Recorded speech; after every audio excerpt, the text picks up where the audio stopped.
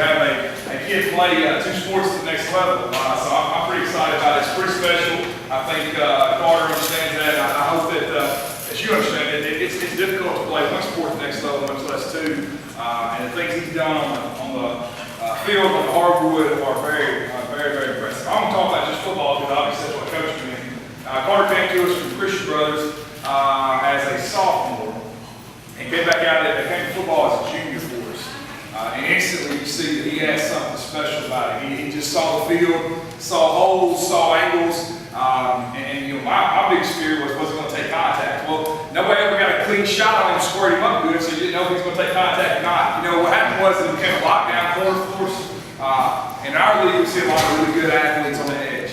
He did a really good job of locking those kids down. And Carter's a kid who has a different, he got the dog mentality. He don't care who you put him on, he's going to get after him. And I like that about him. He's going to get after you. And he brought a different level of intensity to our football program. So obviously that was huge for me, year 1, to have a guy that I knew that we could rely on to be a playmaker. On top of all that, he became one of the best return men, not in the region, not in West Tennessee, not in the state of Tennessee, in the United States. He becomes a top 25 returner in the country. Last year, our football program was one of the top return teams in the country. We were first in the state. That's huge. You think about TRA, I don't think a lot of times athleticism is one of the things that jumps to your mind. This year, we had one of the most athletic groups back there that I've ever seen. Carter led the way there with some impressive stats. You know, we asked him to kind of be a Swiss Army knife. He did a little bit of everything. He ran football, he caught football, he returned football for us, he played DB. He's been there as a quarterback. They're not getting a quarterback, that's for sure. We're getting a DB, okay? But we're excited about it. Hendrix, obviously, is a great program. We've had 2 of our former players go. Coach O'Brien, both his boys played over there. Beautiful campus, so I think you do a great job. Man, Carter, we're so proud of you. I can't wait for more to see you play.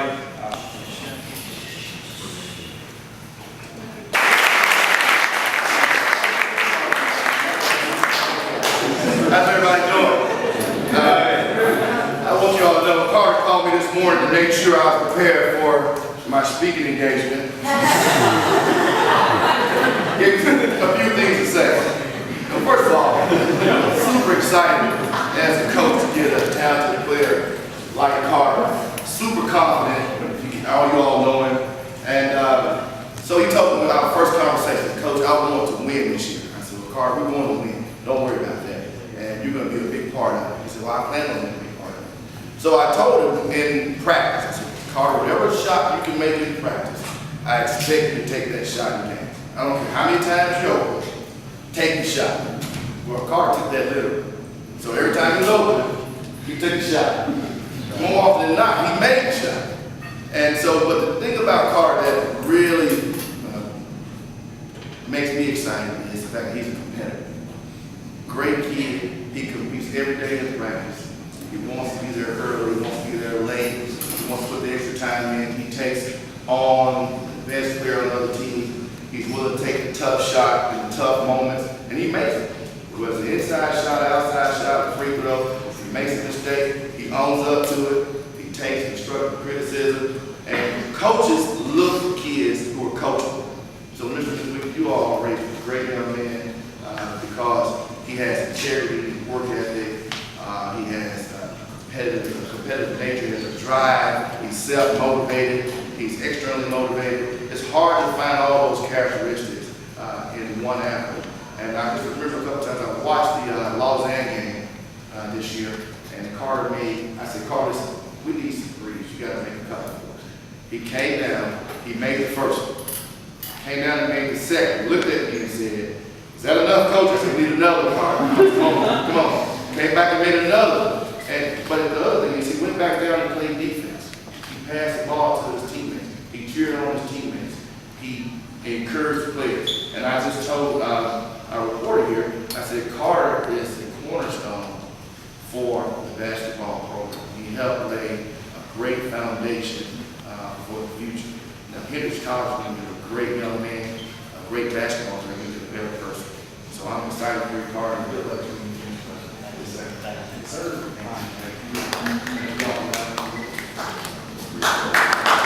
We're here with Carter Weakley of the Tipton Rosemark Academy Rebels, basketball and football. And the shirt says it all. You're heading off to Hendrix for both sports.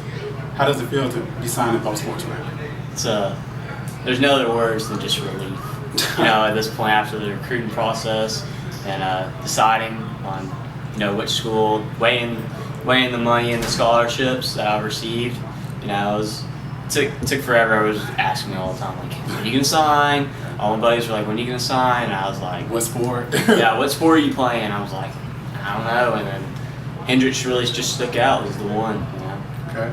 Now, your first love is basketball, right? Right. And football, just like you're natural to it. Your mom and dad told you to start playing about the 5th and 6th grade. And I know from the past you're a champion cross country runner. Now, you're just a natural born athlete. But why couldn't you pick between the two? Did it have to be both? Well, I enjoy football. My heart is at basketball, but I feel like football. I got the offer for both, and I was like, I wonder if they'll let me play both. And they said they'd be perfectly fine with it. You pick up with basketball right as soon as you leave off football, and then off season you just mix between the two. And they said both coaches were completely just cool with it. They said, you do you, and we'll take the athlete that you are. And I said, yes, sir. And it's a dream come true, And I get to be one of the few that are dual sport athlete. Yeah, two college sport athletes. So. And that is rarefied air. Not too many people get to say that. And it's been a journey for you to reach this achievement. You left Rosemark and came back. Was it at in the middle of your sophomore year? Towards the middle of sophomore year. From Christian Brothers. Right. And talk about that experience, that transition of coming back, because it led into everything you touched turned into gold after that. Yes. So, but talk about that period of transition. Well, when I left Christian Brothers, I was also a known athlete there, and I actually ran cross country and basketball at Christian Brothers. Was a varsity letterman there for those two sports as well. But when I came back, it was just basketball season, so we're focused on basketball. And Johnny Sanfratello, this guy I used to go here and play with. Me and him and my older brother Darian Weakley and a few other guys like AJ Hightower, we had a great season. Finished off the year, ended up losing to the state champions of that year, Harding, which had Anthony Yarborough, who was a good player. But my sophomore year was a great experience. But leaving CBHS, they gave me the tools and everything I needed, my work ethic, and everything that I needed to be successful. And then I just played the cards. You kind of almost sound like LeBron James story. He went down to Miami, learned the championship way, and brought it back home to Cleveland. So you come back home to Tipton Rosemark, and you brought championships back, especially with the basketball team, a 7-3 football season. Talk about how special your senior year was. Senior year, it's gonna be looked back. When I look back on it, it's gonna bring tears to my eyes. It was a storied year, great year for Tipton Rosemark as a whole. Because prior seasons we've been just even or under 500 on pretty much all sports except for softball and baseball, and even a little bit of volleyball. But to set this foundation, I think it was very important for the school, and hopefully I'm just a great example to these kids. I know I have a lot of kids that look up to me that are younger and are asking me, hey, can you work on my shot for them? Hey, how do I run faster? I'm like, hey, you got to do this and this.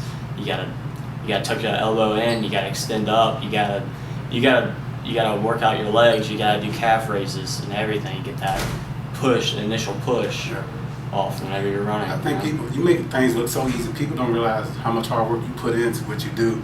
So my last question for you, the legacy. A lot of people gonna remember the kick returns, the big 3-pointers, and even the charisma that comes with the swagger. But what do you hope is your lasting legacy when people look back at Carter Weakley? Well, I hope when they name Carter Weakley pops up, they'll think about the off days that I had, which were rare to none. 7 days a week, 24/7 was what I dedicated my life to athletics, and then on top of that, schoolwork, being an honor student, taking dual enrollment classes, earning college credit. It's a lot of pressure and it's a lot of work, but you just can't let it get to you. You gotta say, hey, I'm better than this, and if you want to be known, you have to go out there and get it. It's not going to come to you. Well, I know a lot of hard work goes into it.